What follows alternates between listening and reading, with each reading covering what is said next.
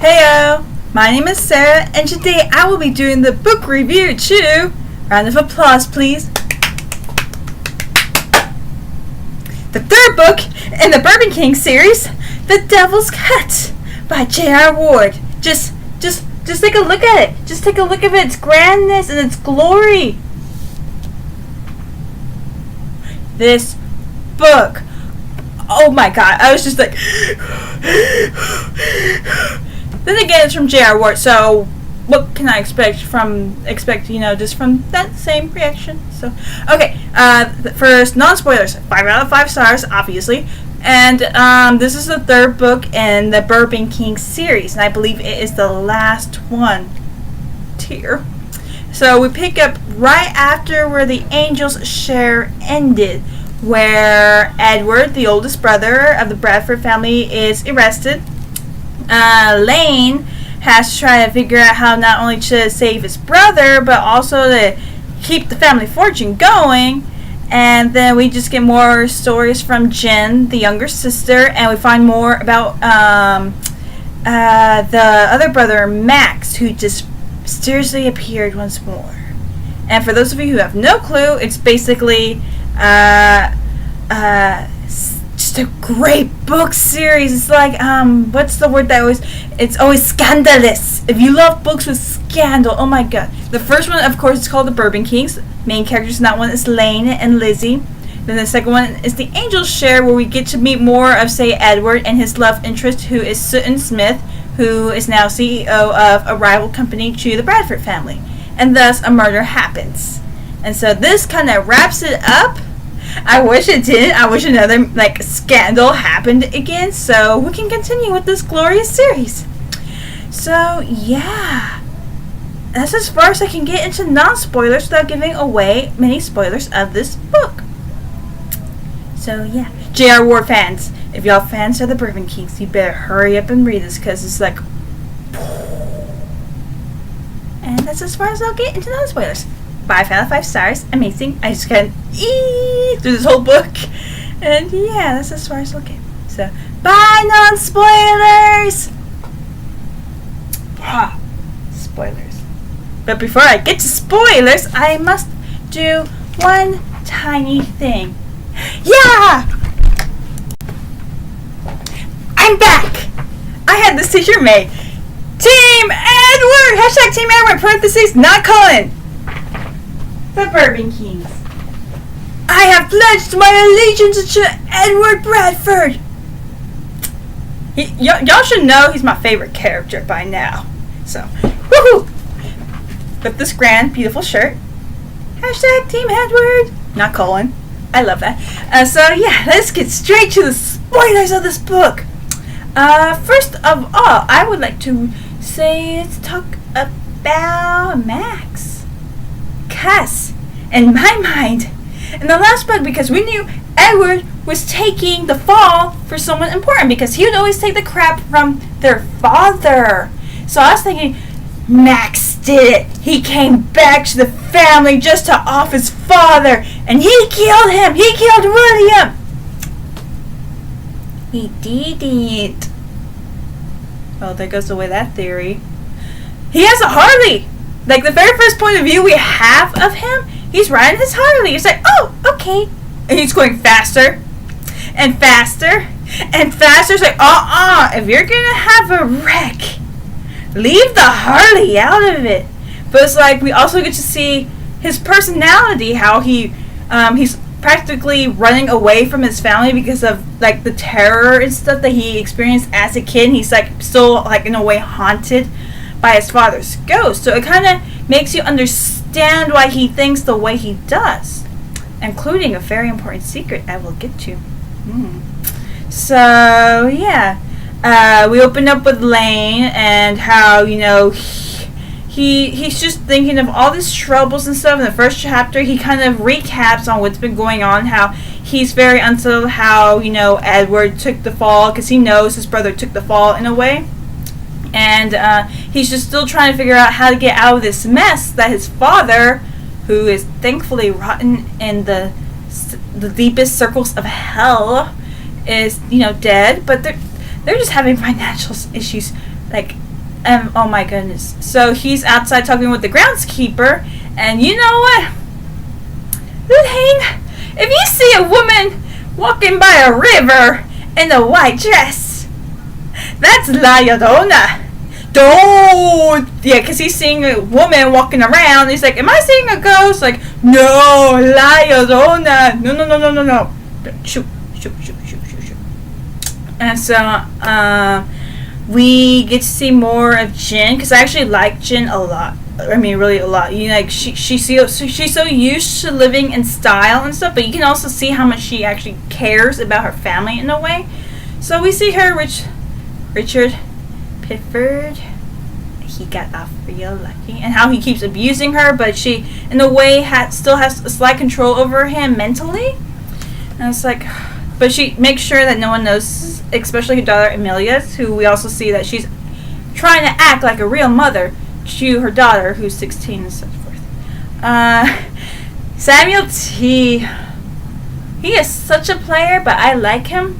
I'm not gonna hook up with him because Edward, but you know, we see some point of views of him, how he thinks, like especially when he just hooks up with women, he doesn't think much about that, and Jin gets all over his ass later on in the book about that. It's like, you know, how he did that one time to one girl, and she ended up, you know, taking care of her, saying it's like, okay, so like, you need to stop playing around with these girls because they got feelings. So, Edward, he is still going by that story that he did it, even though Shelby called Lane and pointed out that there were security cameras on the property showing that no one left. But no, he's just saying he did it, he's sticking by a story and everything, and people want to help him.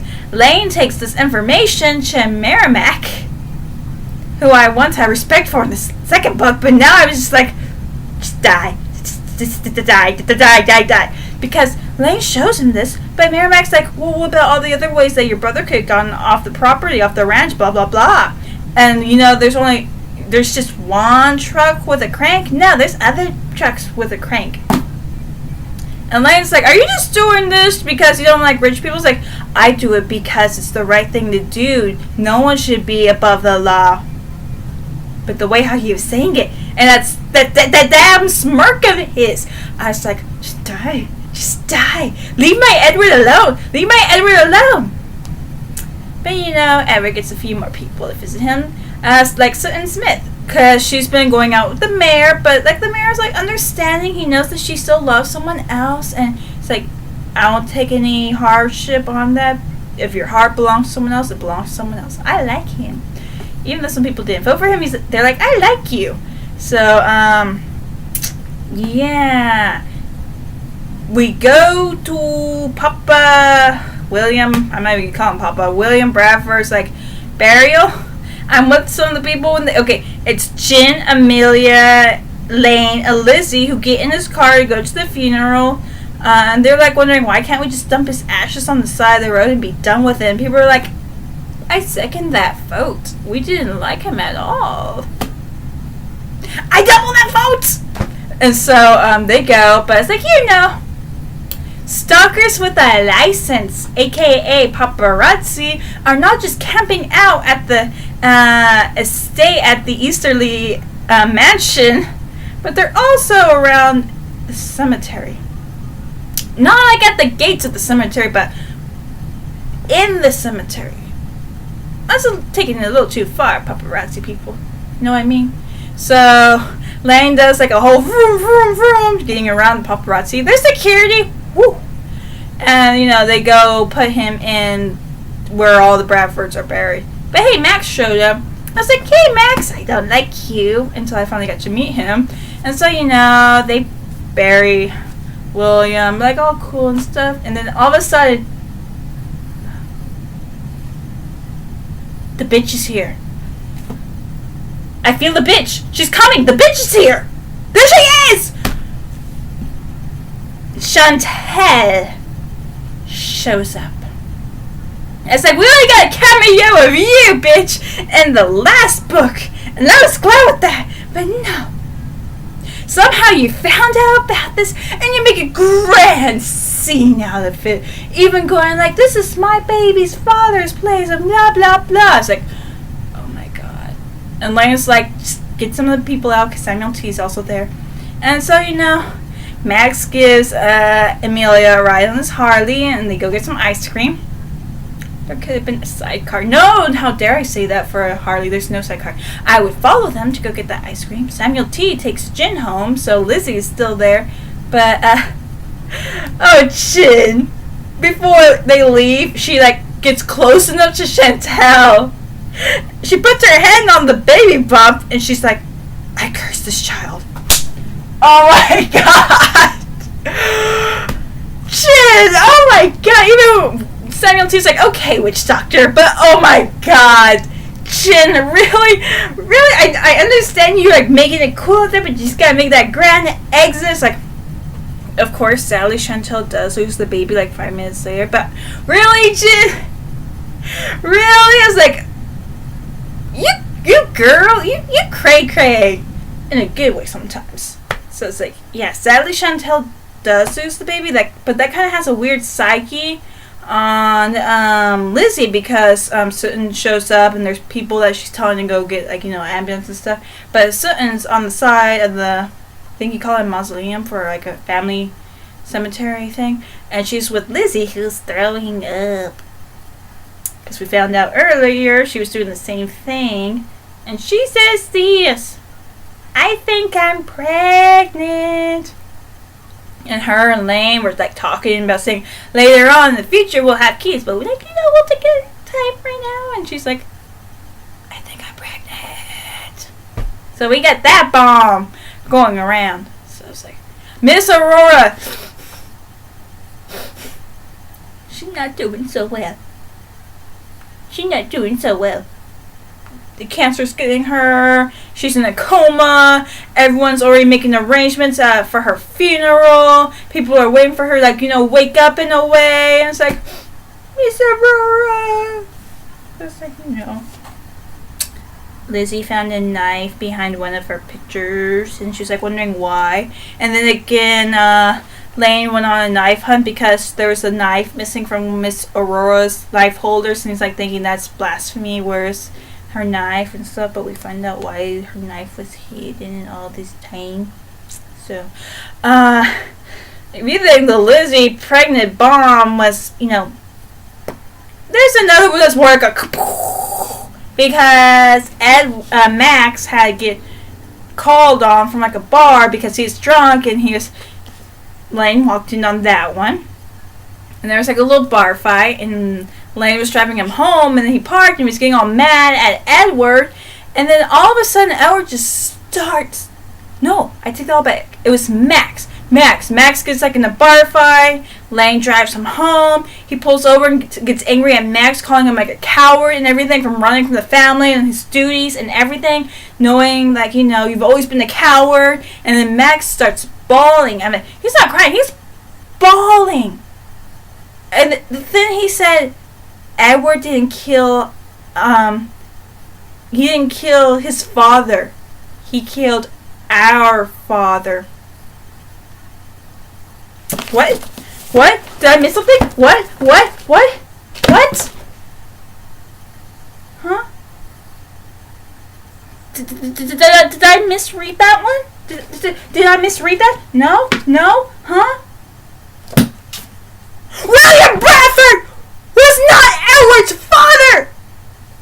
That explains a whole lot that was going on, all that crap that was happening to Edward. Edward even said he knew when Max decided to tell his brother. Edward knew that his father, William, held a special hatred for him. How he always abused his son most of the times. How he never really looked at him. Especially a father would never really, who actually cared for his son would actually pay the ransom, but no. He planned that whole kidnapping crap and stuff, leaving Edward in his state. I was and then he said that he was not really his son, and that's why Max was seen with him a few days before William was killed, because he wanted to tell him, but he chickened out. I was oh my baby. Oh. I as you can see, I'm like, whew! Whew! I'm too excited for this one. I did not see that one coming. Thank you!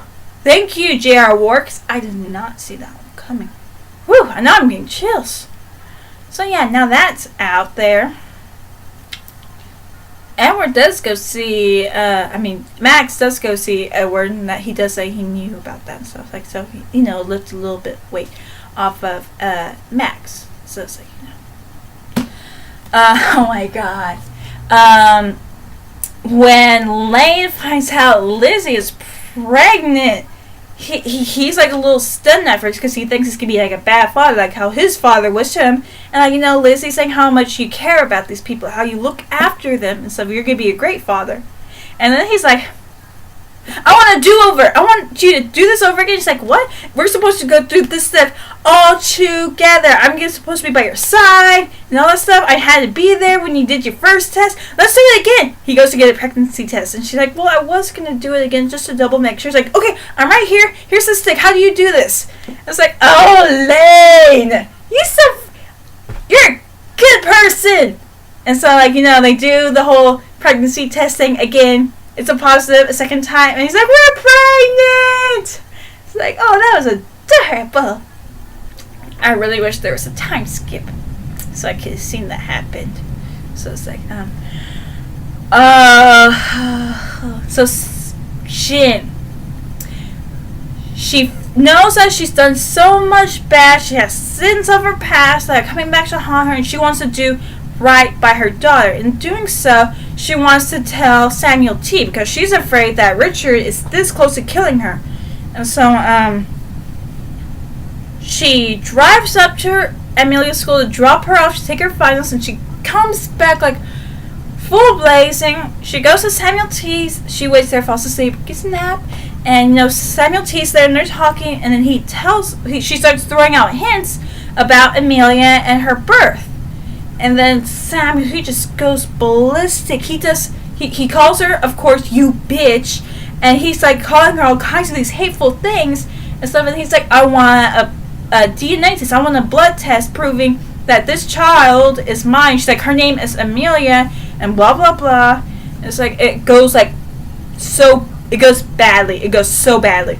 But it's like, in the back of his mind, Samuel T is starting to think about all those years that he missed with Amelia and thinking that if she's his real daughter and stuff. So, oh my god, Jin, when she gets home, I was like praying because Richard was there with an envelope. Because earlier someone had dropped off an envelope for Richard after he left because Lane was about to kill him in their hallway for being drunk and calling Jin a slut and everything. It's like, you should let him kill him, but then again, we have so many issues going on right now. Another murder isn't good for right now. So, Richard's there with the envelope. It's pictures of her with Samuel T at the cemetery, and then her going to Samuel T's place and coming back kissing them. It's like, oh my god. That son of a bitch tried. I swear to god. He went full shining Johnny's here trying to kill Jin. He chases her in the storm. He knocks her off the road in her car. She's all bloody and stuff, and he has a gun, and he's tapping on the glass, demanding for him to be let in. She gets her gun, but he's just like complete psycho. And it's like they both have guns pointed at each other, and they pull the triggers, but then Samuel T's there, and he knocks Richard on the ground, and waits till Jin's all out of ammo, keeps Richard in the mud, and calmly gets Jin lowered again. He takes the gun, and Lane's there, and they both of them threaten him, saying that you're gonna get your annulment, you're not gonna get any money, and if you try to come for Jin again whatsoever, we know where to hide the body where it'll never be found. And they let him on his merry way after Samuel T and Lane kind of almost kill him again. And it's like, he got off too easy. Jin kept the ring so they wouldn't find out that it was a fake, but he got too easy. I would have tied his ass up, hog style, thrown him in the road, and ran over him. Boom! Boom! Boom! Boom! Oh, he's dead! Let's resurrect! Ding! Boom! Boom! Boom! He deserved to die.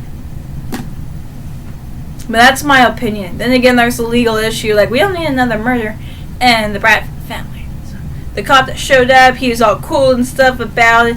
It understood the situation, and he said, if y'all need any help, we'd know another spot to hide the body. These cop people know what they're doing. So,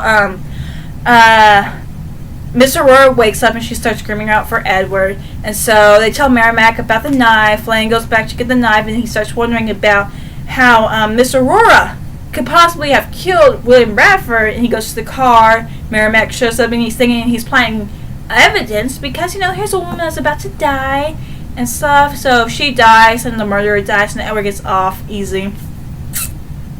So there's like a full forensic group checking Miss Aurora's car, right?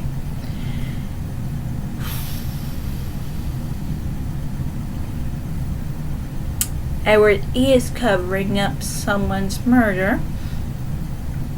It's not Max, because he was always afraid of his father. It's not Lane. It's definitely not Chin. And Edward took the fall. Miss Aurora wakes up like another time, and she tells everyone, and even Edward talks when Merrimack shows up with Samuel T. after Miss Aurora confessed. How she always loved her children. How she was so frustrated of standing by as William always abused them. And her last straw was when she found out that William got Chantel pregnant. And he had done so much harm to her family that she couldn't take it anymore.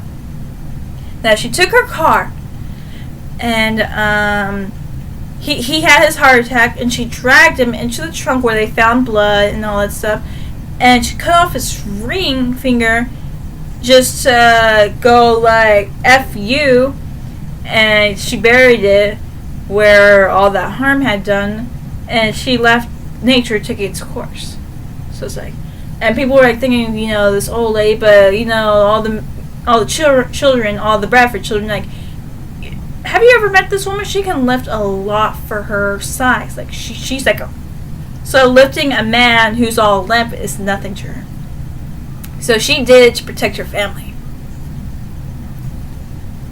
That to do that to end the suffering her children had gone through, is like that was a mother in so many ways. I mean, like, of course she did kill someone, but it's like she did it for her children. She did it to end their suffering. It's like, and Edward, he kept saying all that stuff, and he knew that if Miss Aurora went to jail, that it would break Lane's heart, because that was like her favorite child.